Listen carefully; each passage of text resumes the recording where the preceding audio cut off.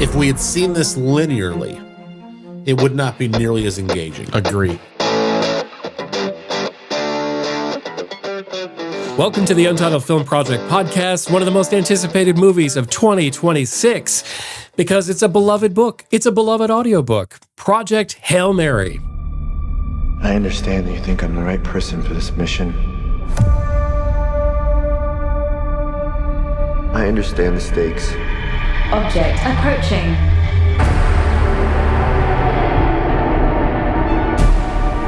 If we do nothing,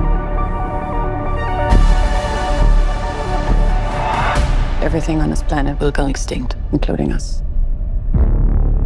Dr. Grace, the world is counting on you. We're going to tell you our fresh out of the theater thoughts for PHM, and we're also going to ask a big question. All right, the big question is, let's say you were on a one-way mission to save the world, right? What is one item you'd bring with you, aside from photos, because those are easy, but what's something you'd bring with you to remind you of home? What are our initial thoughts? Project Hail Mary. I wish this was released closer to the end of the year because it's award worthy.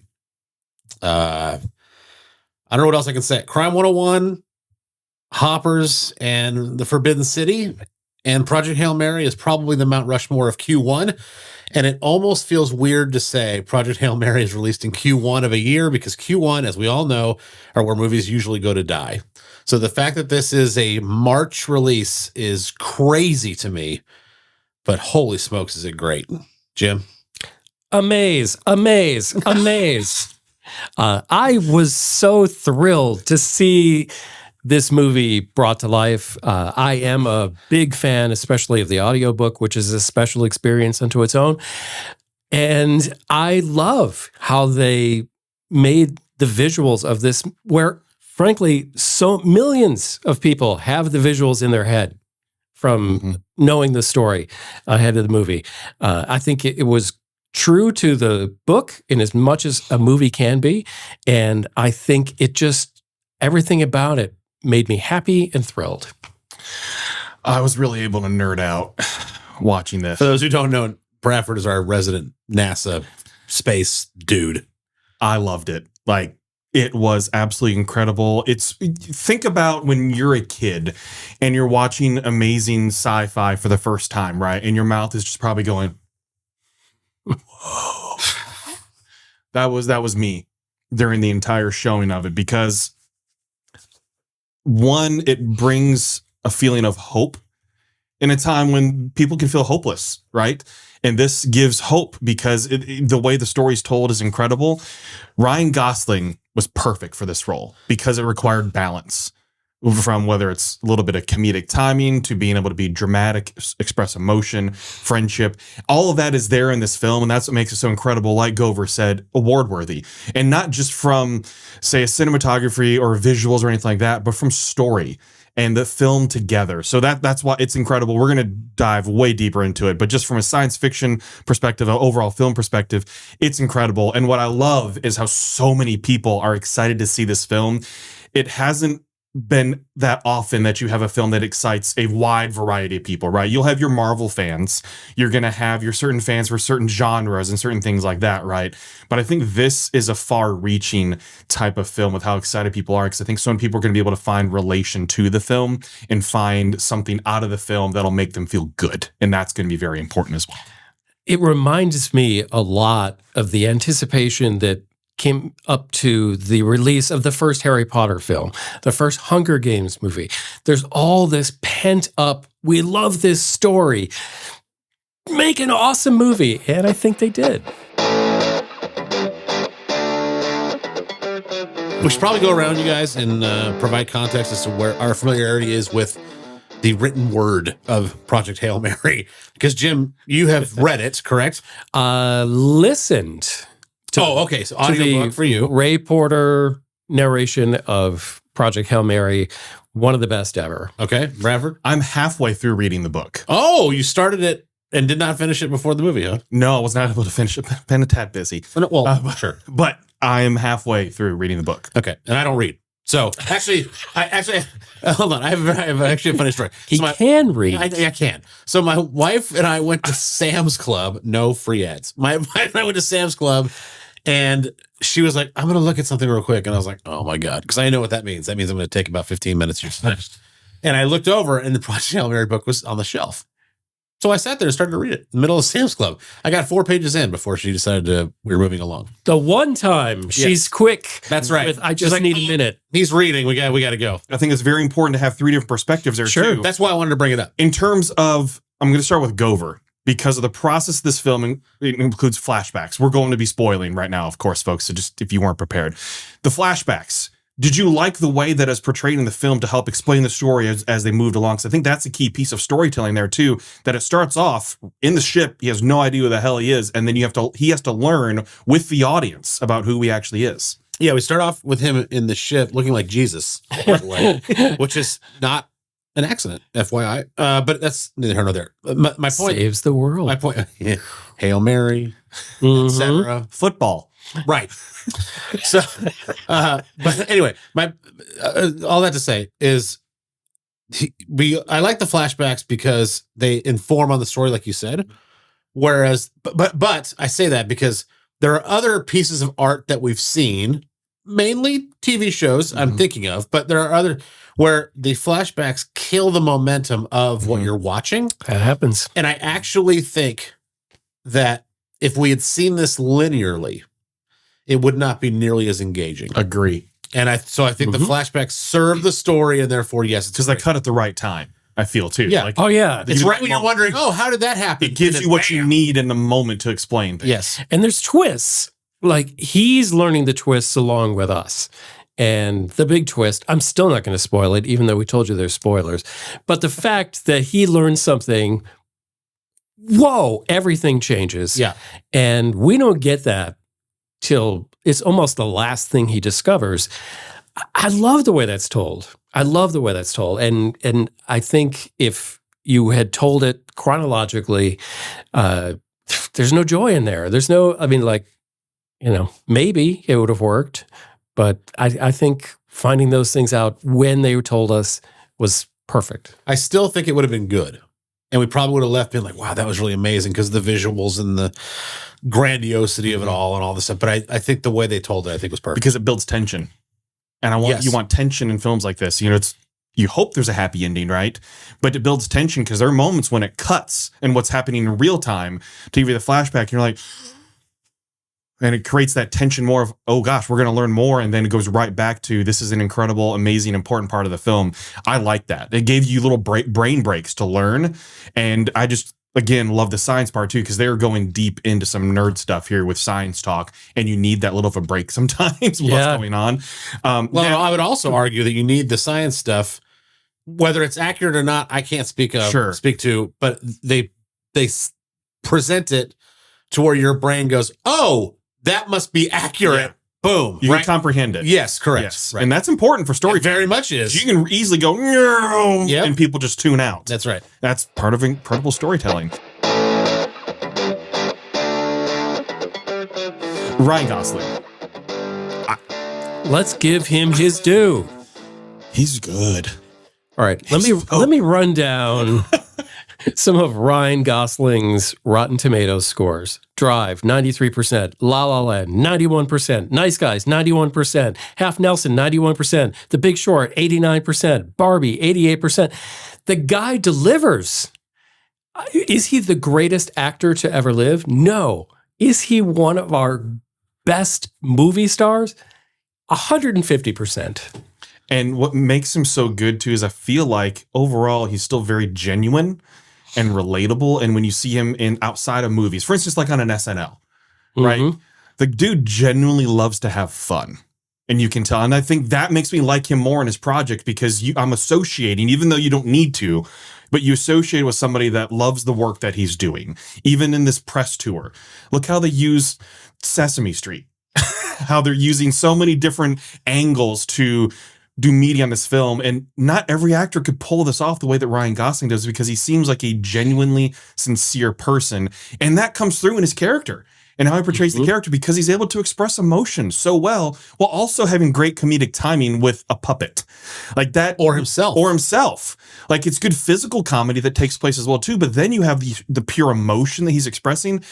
Yes, there are plenty of actors that can do that, but right now I'm trying to think. I don't know of many people that could have pulled this off as well as Ryan Gosling. I can think of one. Okay. Because I think we've seen a similar thing from this person when it comes to making jokes with equipment and making jokes with by himself. Mr. Bean. Robert Downey Jr. Oh, okay. Oh, okay. I think Robert Downey Jr. in Iron Man, when he set up his Iron Man suit and he's talking, I'll donate you to junior college. Like all these things. Right. I think that's as similar as it gets. Maybe a younger Robert Downey Jr. Of course. Right, yeah. I'm just saying, yeah, for sure. I just think he's the only one that I can really think of that would come to mind that could pull this specific role off. Potentially. One of my favorite moments of the movie happens to be comedic, and it's also one that doesn't exist in the book, in which Grace is doing his monologues to the camera, and he's like, the dude can hear everything. He's like, what are you saying? I can hear you. So funny. And like, what is that? It's mostly just him talking to the camera, and it floored me. Funniest thing. Loved it. Can you hear me now? I can still hear you.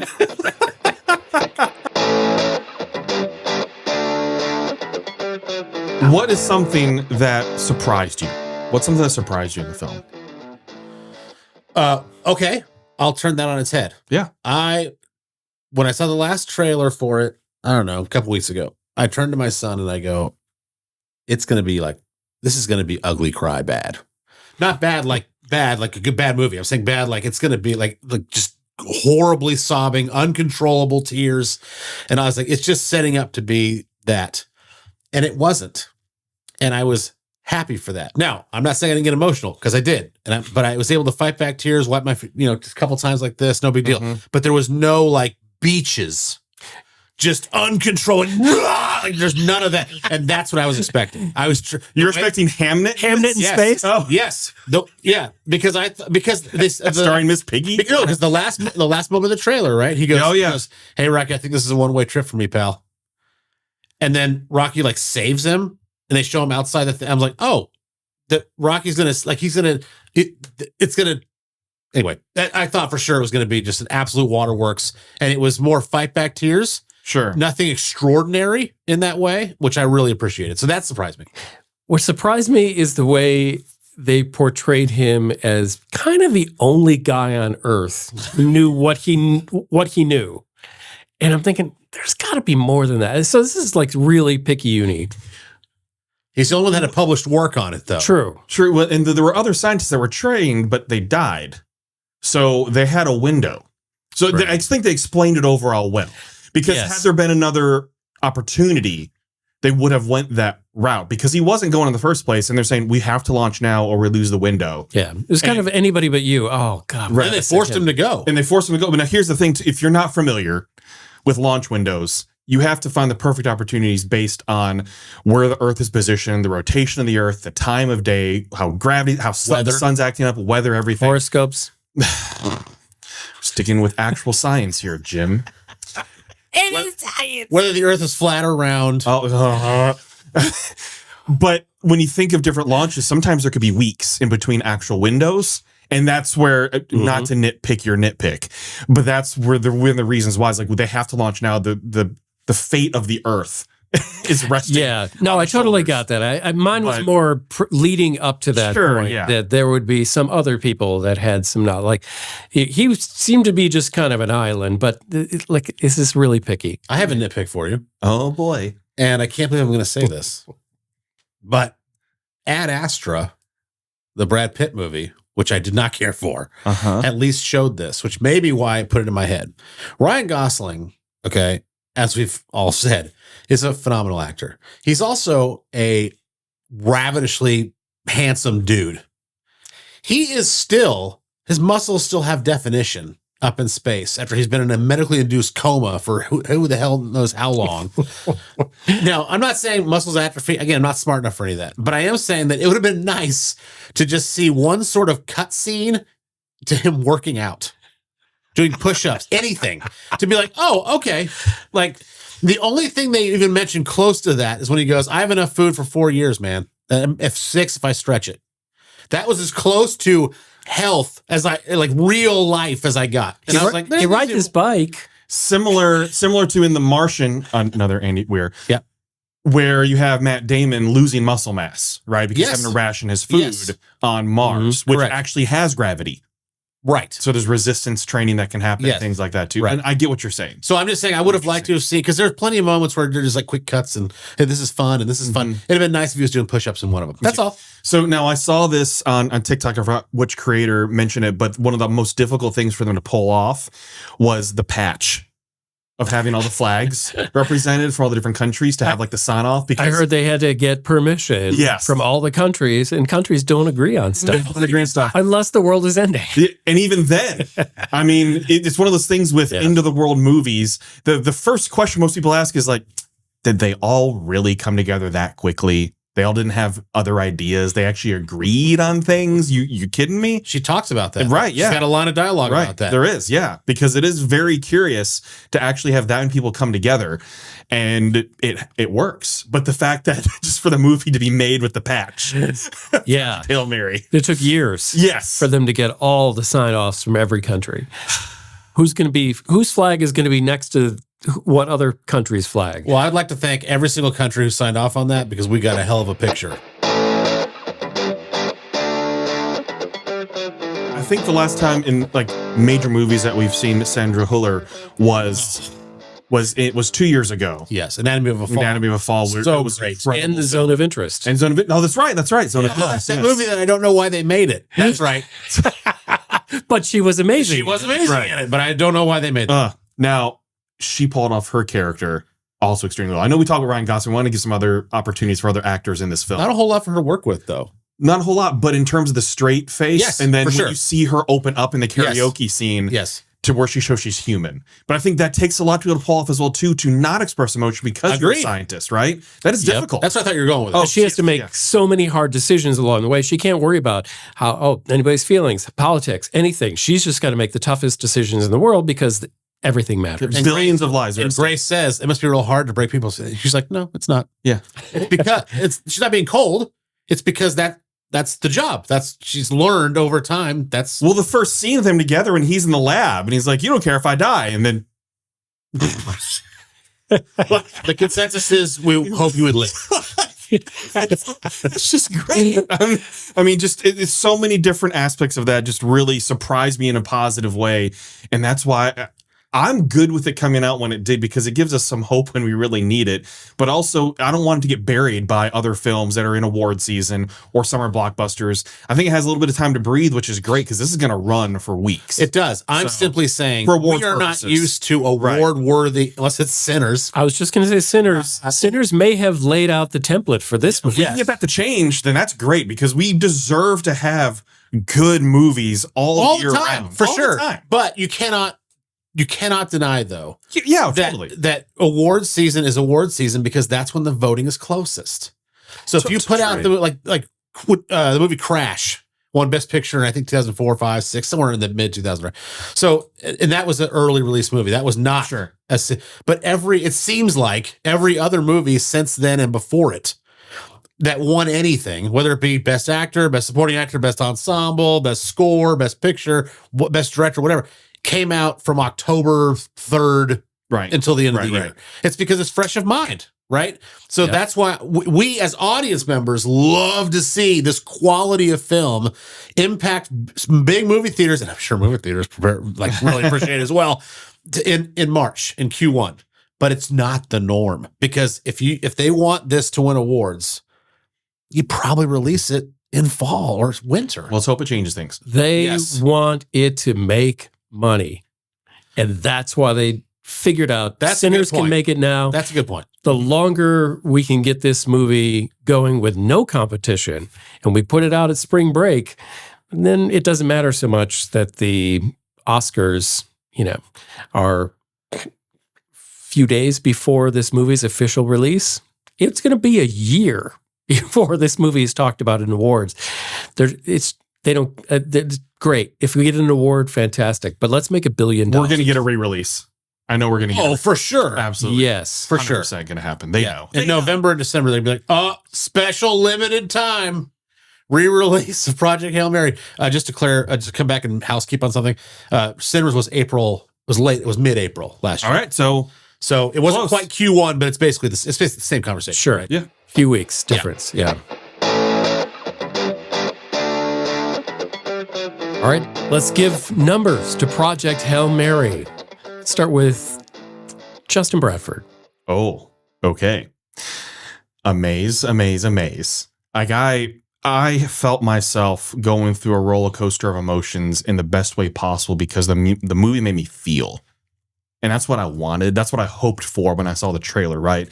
That I don't want this to be seen as a popcorn movie. Popcorn movies don't have depth. Nope. Right? They're great for entertaining. Yep. Right? And I wanted to be entertained, but I wanted to feel a connection.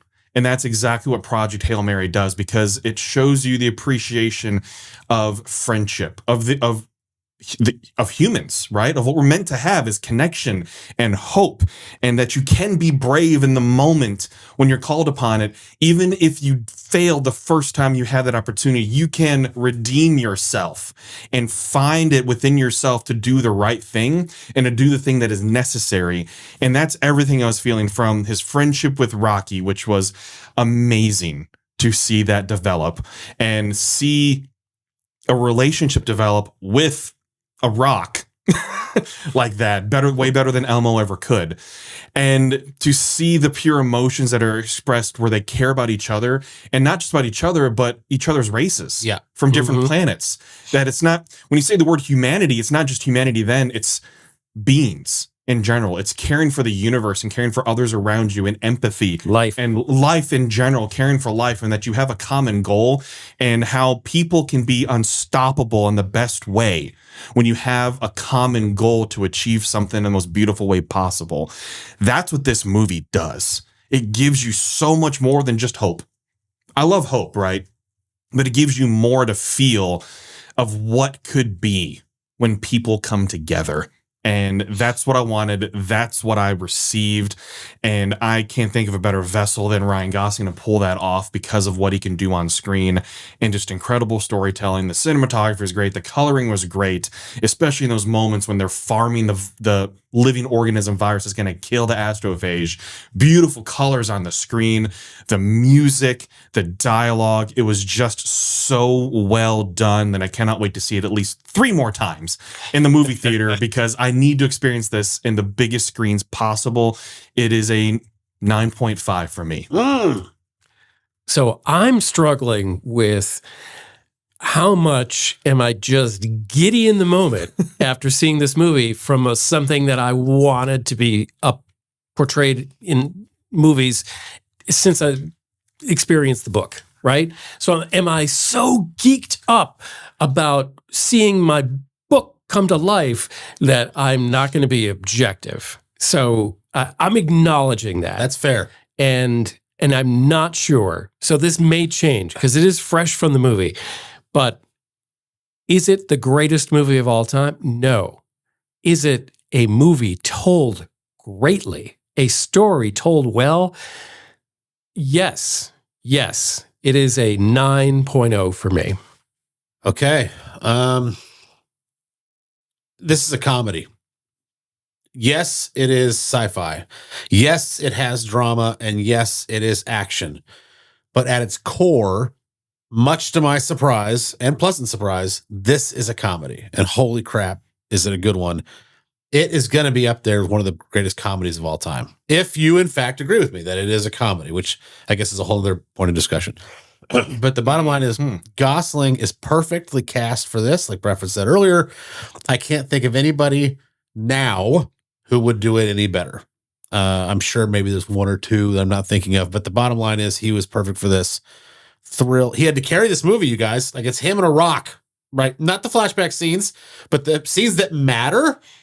It's him. Mm-hmm. And that's it. That's all there is. So if he falls short, even if it's just good, it's not good. So Gosling is perfect for this.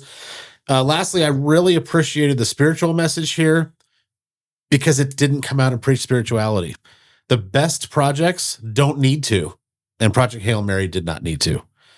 I just thought it was awesome. It is, I mean, I said Crime 101 a few episodes ago. Oh, it's the best movie of the year so far. Well, it smashes that one to bits, right? Crime 101, still love it, still will buy it, still will watch it every year. Just like I said on the show. This one is a must own. It's a must own in 4K physical, DVD. It's so awesome. And I cannot wait to take my family. And I think that is probably the greatest compliment I can give it, is that I've seen it, as critics, I'm sure you can imagine that our time is not short, but there's only so much limited real estate, right? So we can't just go watch a movie 4 or 5 times because we want to. We have to get to other things. We have to review other things. Right?